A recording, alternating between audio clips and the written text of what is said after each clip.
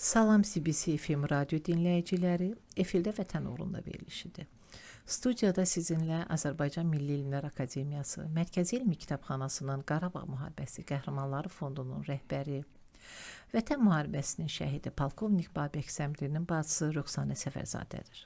Verilişimizin bugünkü qonaqları Azərbaycan Silahlı Qüvvələrinin zabiti, Vətən müharibəsinin şəhidi Şahmar Səfərovun anası Pakizər Səfərova və Vətən müharibəsinin qazisi Pərvin Mahmudovdur.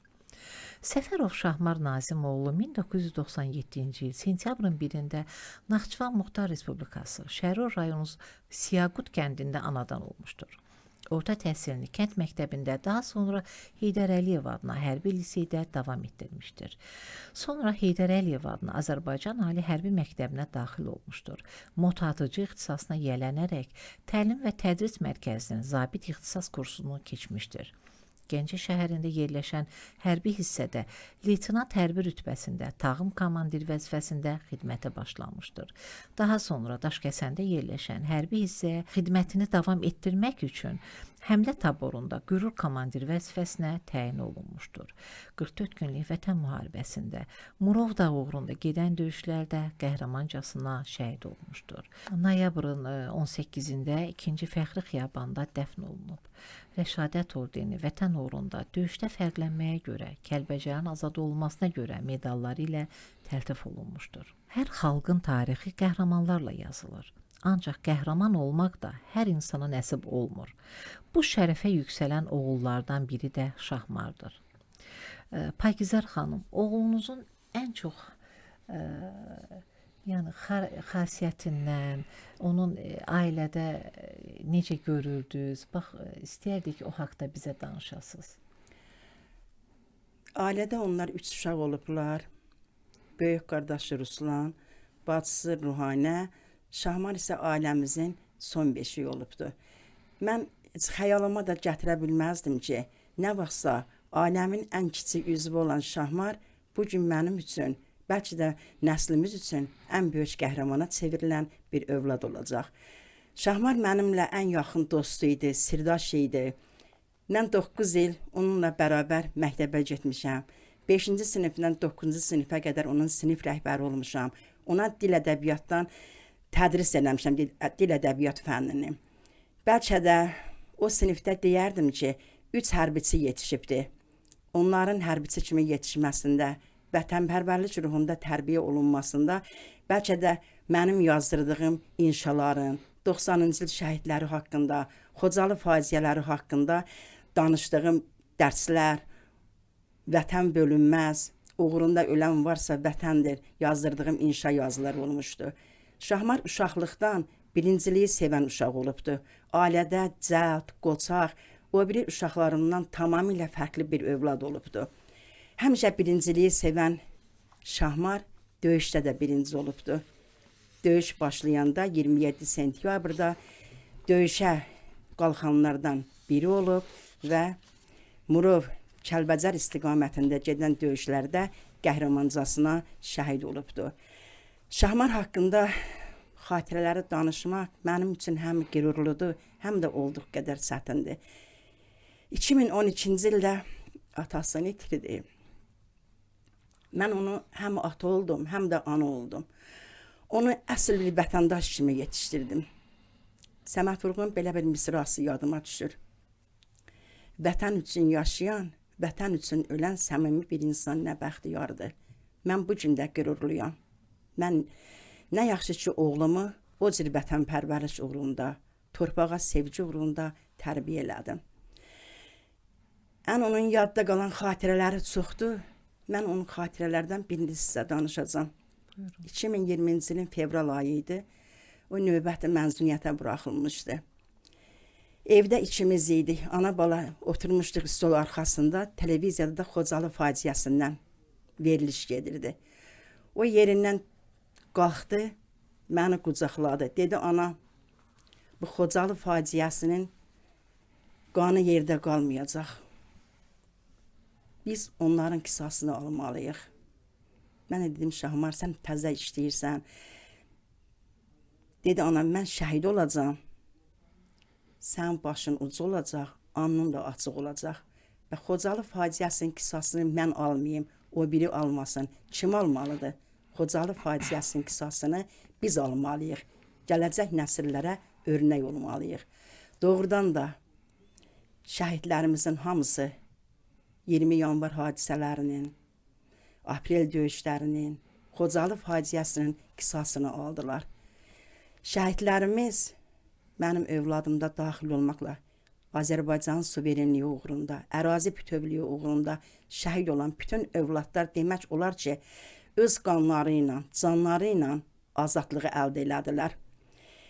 Onlar Azərbaycan xalqının kimliyini özünə qaytardılar və Azərbaycan bayrağını şəhidlərimiz ən yüksək zirvələrdə dalğalandırdılar. Şəhidlərimizin hesabına, tökülən qanları hesabına işğaldan azad olunmuş torpaqlarımızda bugün qayıdış davam edir. Xankəndi bugün universitetlər şəhərinə çevrilibdir. İllərlə Şuşamıza həsrət qaldığımız günləri xatırladıqca həmişə xəyala dalırdıq. Nə vaxtsa biz Şuşaya gedə bilərik, Xankəndinə gedə bilərik, Xocalıya, Zəngilana, Suqovuşuna, bizə yuxu kimi, xəyal kimi gələn faktları biz indi real gördük. Bax, bu şəhidlərin hesabına. Ona görə də mən bütün Azərbaycan şəhidlərinə yüzümü tutub bir şəhid anası kimi deyirəm. Ruhunuz şaddır. Bugün azad Azərbaycanımızda, Qarabağımızda tabutunuz bükülüb gəlmiş bayraqda ruhunuz azad gəzir. Bugün Azərbaycanımız azaddır. Yediyiz vətən çörəyi, içdiyiz vətən suyu sizlərə halal olsun. Siz düşmənə boyun əymədiniz. Bir daha öz qanınızla, canınızla vətənin azadlığını, suverenliyini bərpa elədiniz. Oğlum haqqında həmişə oğlum vətənə sevgi ruhunda mən tərbiyə eləmişdim. Ona vətəni sevdirmişdim.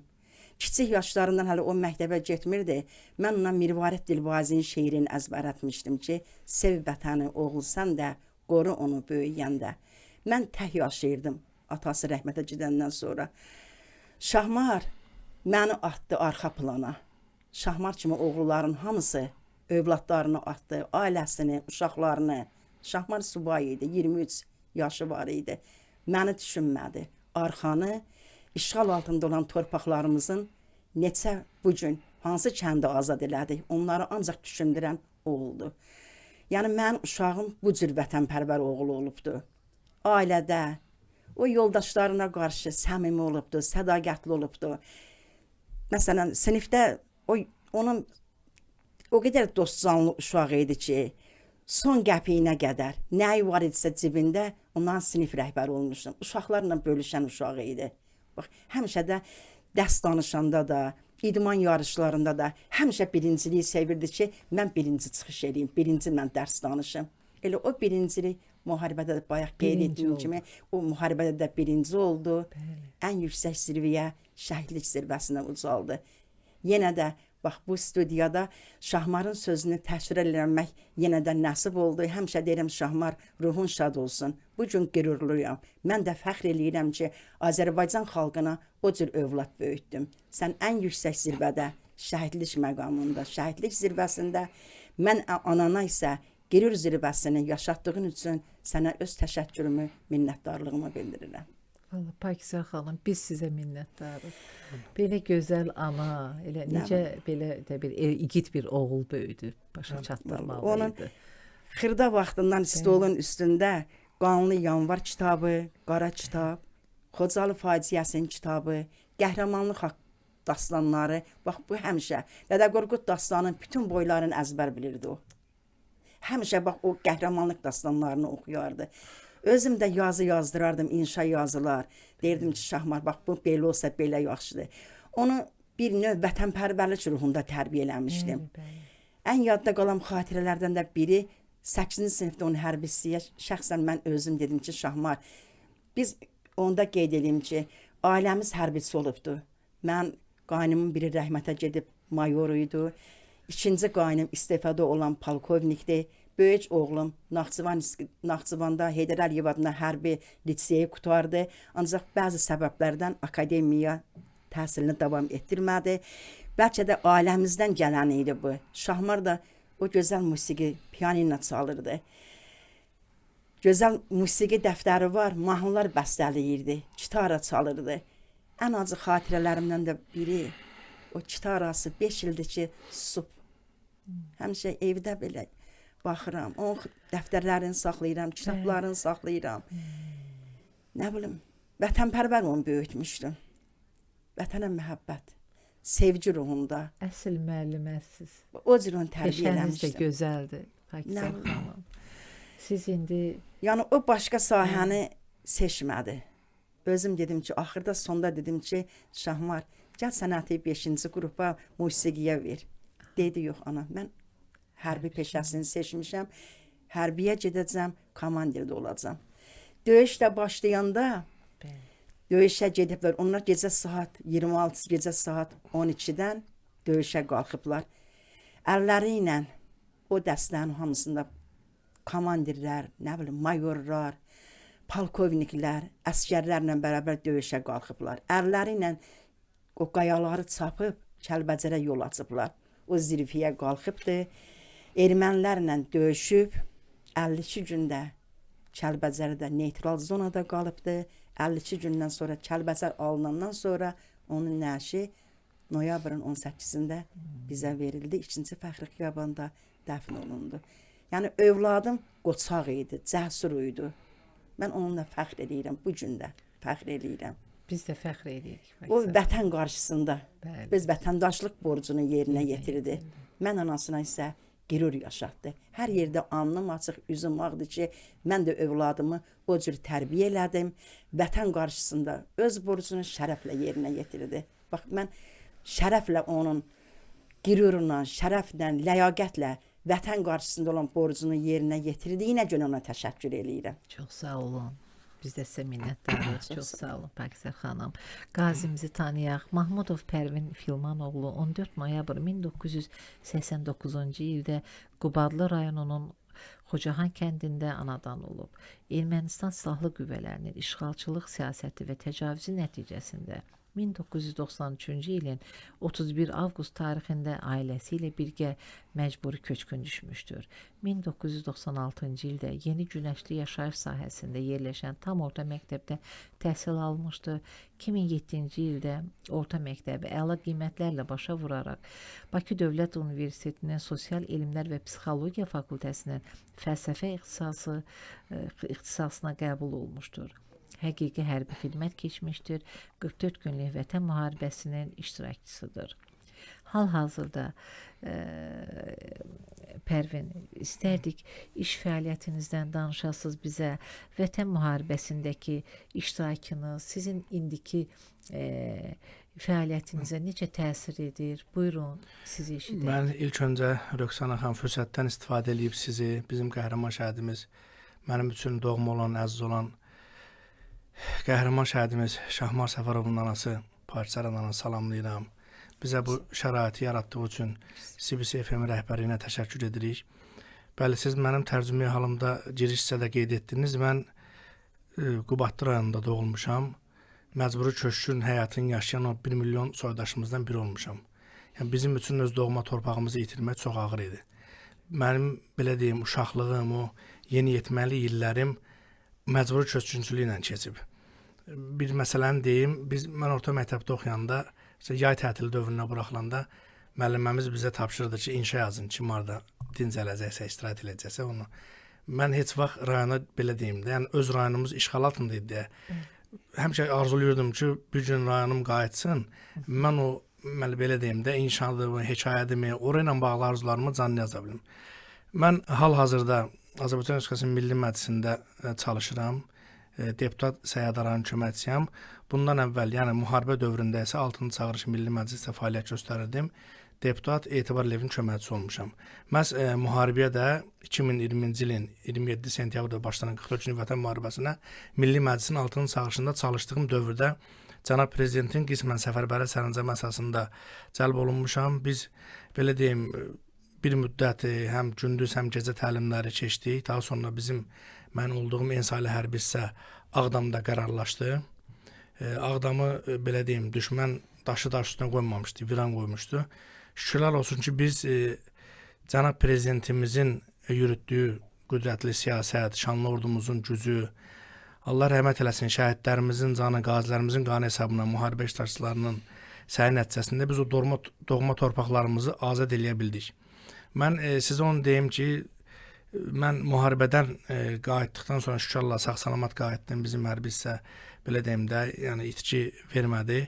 Biz daha çox müdafiə mühafizədə qərarlaşmışdıq. Mən müharibədən qayıtdıqdan sonra partizanlar bunu təsdiqləyir ki, elə gün olmayıb ki, şəhid ailələrindən bir yerdə olmayaq. Hər gün. Mən buradan fürsətdən istifadə edib sizin sayənizdə həm o dövrdə köməkçisi olduğum deputat Etibar Əliyev və bizim Suraxanı rayon icra hakimiyyətinin başçısı vardı, cənab Əziz Əzizov, hal-hazırda Beyləqan rayon icra hakimiyyətinin başçısıdır. Ona salamlar deyirəm, təşəkkür edirəm. Çünki biz həmin dövrdə bir ailə olduq həqiqətən də. Gələn şəhidlərin qarşılanması, onların dəfn olunması, onların ailələrinin yanında olmaq, yəni bütün günü biz bu işlərlə məşğul idik. Bizim dəyərli qazimiz var, siz də tanırsınız, baş leytenant Rafiq Rəhimli və digər qazilərimiz var ki, biz onlarla mütəmadi maraqlandıq, onları tək qoymadıq. Dövlətimiz sağ olsun, cənab prezidentimiz sağ olsun, Mehriban xanım sağ olsun, onlara hər cür diqqət və qayğı göstərdilər. Yəni biz bu gün də o fəaliyyəti davam elətdiririk, bu gün də şəhid ailələrinin yanındayıq, onların qayğılarıyla maraqlanmalıyıq, bu bizim borcumuzdur. Çünki biz hər şeyi, Allah rəhmət eləsin, sizin qardaşınız da cəsur döyüşçü olub, Allah ruhunu şad eləsin. O da qəhrəmanlıqla şəhidlik zirvəsinə ucalıb, Allah o zirvəni hər adama qismət eləmir, nə xoş onların halına. Yəni biz bu gün nə ediriksə, başımız dik gəziriksə, o şəhidlərimizə borcluyuq. Yəni bir vaxtlar bizim qalib ölkə statusumuz yox idi, amma bu gün bizi bütün dünya qalib ölkə kimi tanıyır. Hara gediriksə bizim sözümüzü eşitdilər. Cənab prezidentimiz bu gün bilirsiniz, müxtəlif beynəlxalq tədbirlərdə, məsələn, Amerika Birləşmiş Ştatlarının prezidenti Donald Trump kimi adam, siyasətçi, məsələn, cənab prezidentimizlə yaxınlıq eləyən, bunun özü böyük bir hadisədir. Təbii ki, bu bizim 44 günlük vətən müharibəsində, daha sonra antiterror əməliyyatında qazandığımız o misilsiz qələbədən sonra oldu. Bəli, təbii. Biz yəni də bugünkü fəaliyyətimiz harda oluruqsa olaraq, hansı vəzifəni tutmağımızdan sonrayaraq hər zaman bu vətənin azadlığını, bütövlüyünü, suverenliyini bizim üçün təmin edən şəhidlərimizə borcluyuq və hər zaman onların yanında olmalıyıq. Çox sağ olun. Bununla da yəni özümüzlə belə deyim də, harda olsa, az da olsa təsəlli tapırıq ki, biz o şəhid ailələrinin belə deyim, biraz da olsa dərdinə şərik oluruq, onların üzünü güldürə bilirik. Məsəl üçün, belə deyim də, mənim deputat köməkçisi olduğum ərazi Suraxanı rayonunun Yeni Günəşli və Qaraçur qəsəbələrinə aid eləyirdi. O ərazidən olan şəhid ailələrindən biz o qədər doğmalaşmışdıq ki, o qədər indi də doğmayıq. Məsələn, mənə zəng eləyirdilər, məsələn, nahar vaxtıdır. Məsələn, şəhid anası zəng eləyir ki, gəl bizə falan şey ürəyən istəyir, bunu bişirmişəm. Yəni bu şeylər o qədər doğmalaşmışıq ki, yəni bu gün də o proseslər davam edir. Gedirik, gəlirik. Ailəli olan şəhidlərimiz var, onların övladları ilə maraqlanırıq, qayğıları ilə maraqlanırıq, təhsilinə köməklik göstəririk. Yəni bunu da mütəmadi olaraq eləməliyik, hər birimiz eləməliyik. Hər bir Azərbaycan vətəndaşının borcudur ki, şəhid ailəsinin, qazisinin, müharibə iştirakçısının yanında olsun. Yəni hər şey belə deyim də maddiyyata bağlı deyil, mənəvi tərəflər də var. Ki məsələn onlarla maraqlanmaq, gedib gəlmək, bir stəkan çaylarını içmək həmin insanların könlünü şad eləyir. Çox vacibdir. Bəli, çox vacib vacibdir. işlər görürsüz. Allah sizi kimi vətənpərvər oğullar var eləsin. Siz də var olun, Allah köməyiniz olsun. Çox sağ olun ki, valla şəhid ailələrimizin həqiqətən də necə deyim, şəhid ailələri necə deyim, çox qürurlu bir ailədirlər, qürur daşıyır, hamısı qürur hissi keçirirlər. Yəni amma hər zaman istəyirlər ki, yanlarında olasınız, yəni istəyir ki, onlar yad edilsin, həmçinin də qazilərimiz. Bəli. Həmişə valla belə üzə deyilməli deyil. 20-ci ilin sentyabr ayının 27-sindən.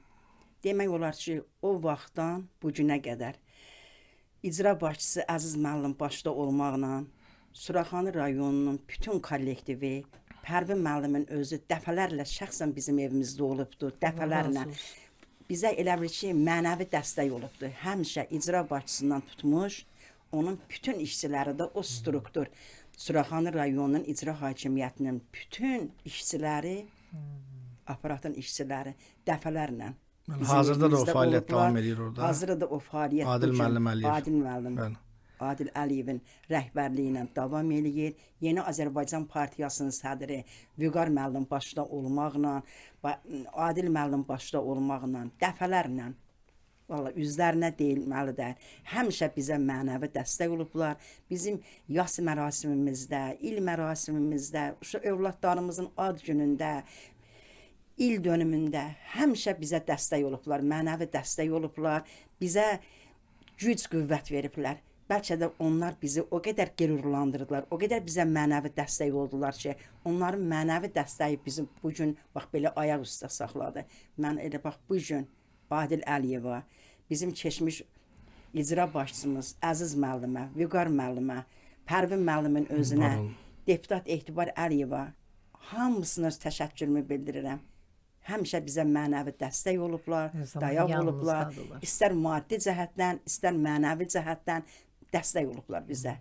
Həmişə bir daha mən bir şəhid anası kimi onlara öz təşəkkürümü, minnətdarlığımı bildirirəm ki, bizim çətin günümüzdə, dar günümüzdə bizi tək qoymadılar. Həmişə bizimlə bircə oldular. Bu gün də o vəziyyət, o hal, o dəstək davam eləyir. Minnətdarıq, çox sağ olsunlar. Borcumuzdur. Həqiqətən sağ olsunlar. Əlbəttə ki, var olsunlar. Vallahi həmişə. Pərvin müəllim elə bilirəm ki, bax mən belə doğma balamdır. O qədər belə ona isti münasibət bizə bəsləyibdi. O qədər bizə yaxın olubdu. Pərvin müəllimi bax həmişə görəndə həmişə statusa baxırıq. O bizimkinə baxır, biz ona. Həmişə bax Pərvin müəllim harda həmişə ən yaxın elə bir ki, ən yaxın belə bax mənim ən yaxınımdır. Sağ olun, Allah can sağ eləsin. O cür bax bizə həmişə dəstək olublar. Həmişə onlardan isti münasibət görmüşük. Həmişə mənəvi dəstək görmüşük. Bax o çətin günümüzdə bizim başımız dumanlı idi da, bilmirdik ki, neyniyək, hara gedək. Həmişə qapımızı döyüblər. Həmişə qapımızı döyüblər. Öyle bir istişan çayımızı içiblər, bizə nə qədər dəstək olublar. Bizi ayaqda saxlayıblar. Bax bugünkü gündə şəxsən mən öz adımdan, şəhid anaları adından danışıram ki, bax bu gün bizim bu vəziyyətdə övladlarımızın, özümüzün olmağında Suraxanı rayonunun icra başçısı Əziz müəllimin, Pərvin müəllimin, Yeni Azərbaycan Partiyasının sədri Vüqar müəllimin, Salman müəllimin böyük xidməti dəstəyi olubdu. Onlara bir daha can sağlığı arzulayıram, onlara uzun ömür arzulayıram. Prezidentimizə, Ali Baş Komandanımıza güc, qüvvət arzulayıram. Həmişə arzulayıram ki, ordu, xalq birlik olsun. Necə ki 44 gündə bu birlik oldu. O birlik həmişə davam eləsin. Ölkəmizə, azad Azərbaycanımıza, müstəqil Azərbaycanımıza toy düyün arzulayıram. Bir daha xalqımız şəhid acısını yaşamasın. Bir daha görənlər görübdü. Allah görməyənlərə göstərməsin. Heç vaxt analarımız bala deyib, ağızlarında dilləri qabarmasın. Cavan gəlinlərimiz qara örpəklik qalmasın. Uşaqlarımız ata deyib fəryad qoparmasın. Ölkəmizə sülh, əmin-amanlıq, prezidentimizə can sağlığı, ailəsi ilə, övladlarının birlikdə arzulayırıq. Çox sağ olun Pakizə xanım. Minnətdarıq sizə. Çox sağ olun. Biz sizə minnətdarıq ki, siz bu gün dəyərli vaxtınızı bizimlə keçirdiniz. Yenə bizə mənəvi dəstək oldunuz. Yenə şəhidlərimizi yaşatdınız. Bir daha sizə öz təşəkkürümüzü, minnətdarlığımızı bildiririk. Mən də qısaca bir şeydən vurğulamaq istəyirəm. Biz artıq torpaqlarımızı tam azad etmişik. Azərbaycan ərazisi tamdır, bütövdür, suverendir. Bugün Allah cənab prezidentimizin canı sağ eləsin ki, Qarabağa, Şərqi Zəngəzura tam sağlam şəkildə böyük qayıdış proqramı icra olunur. Ermənilərin viran qoyduğu rayonlarımız, kəndlərimiz, qəsəbələrimiz mərhələli şəkildə abadlaşdırılır, gözəl kəndlər salınır və bugün keçmiş məcburi köçkünlər öz doğma torpaqlarına azad, rahat, təhlükəsiz şəkildə qayıdırlar. Mən arzu edirəm ki, Azərbaycan xalqı bundan sonra həmişə firavan yaşasın. Ölkəmiz heç vaxt şəhid verməsin. Bizim ölkəmiz çox güclü ölkədir, qüdrətli ölkədir. Cənab Prezident də qeyd edir kimi, düşmən nə vaxtsa yenidən baş qaldırmağa cəhd edirlərsə, o dəmir yumruq başının üzərindədir. Bir daha mən Allahdan bütün şəhidlərimizə rəhmət diləyirəm, qazilərimizə, müharibə iştirakçılarına can sağlığı arzu edirəm. Sizlər sağ olun ki, bu mövzuları həmişə aktual saxlayırsınız. Bir daha minnətdarım sizə. Var olasınız. Çox sağ olun. Çox Biz sağ olun. sizə minnətdarıq. Allah sizə can sağlığı versin. Var olun. Və işlərinizdə müvəffəqiyyətlər arzu Amin. edirik sizə. Təşəkkür edirik. Bir də onu qeyd eləmək istəyirəm ki, bizim şəhidlərimiz, qazilərimiz, şəhidlərimiz öz şirin canlarından keçdilər. Qazilərimiz öz sağlamlığını itirdilər. Yəni onu demək istəyirəm ki, bir xalq olaraq Azərbaycan xalqı qədir bilən xalqdır. Öz şəhidinə yüksək qiymət verən xalqdır. Şəhidlərimizi heç vaxt unutmasınlar. Mən belə fikirləşirəm ki, bilmirəm indi səhv olar, düz olar. Bir xalq olaraq hamımız qazilərə, şəhidlərimizə borcluyuq. Əgər dilsiz vətənin dili olsaydı, o da şəhidlərə, öz qanını torpağa tökmüş şəhidlərə, sağlamlığını itirmiş qazilərimizə təşəkkürünü, minnətdarlığını bildirərdi. Bir də onu qeyd etmək istəyirəm ki, bizim şəhidlərimiz üçrəngli bayrağımızı işğaldan azad olunmuş torpaqlarımızda dalğalandırdılar. Xalqımıza həmişə sülh arzulayıram. Böyüməkdə olan gənc nəslə bir tövsiyəm var ki, siz şəhidlərimizin düşmən tapdağından azad etmiş o torpaqları göz bəbəyiz kimi qoruyun. Bir daha onları yad ellər əlindən verməyin. Bir bənddə şeir deyəcəm. Qələbə, zəfər, şəhid sözləri xalqın yaddaşından silinməyəcək. Şahmar, şəhidlərim, sizin yağlardan aldığınız torpaq bir daha yad əllər əlində bölünməyəcək. Arzulayıram ki, gələcək nəsillərimiz, şəhidlərimiz necə Azərbaycan xalqının bir daha kimliyini özünə qaytardı. Onlar da Azərbaycan xalqını göz bəbəyi kimi qorusun. Elm sahəsində, idman sahəsində o qədər uğurları olsun ki, üçrəngli bayrağımızı bütün dünyada tanısınlar. Onlara sülh, əmin-amanlıq arzulayıram. Xalqımıza firavanlıq. Allah bir daha qazilərimizə can sağlığı, şəhidlərimizin isə məqamını ucadan uca etsin. Amin.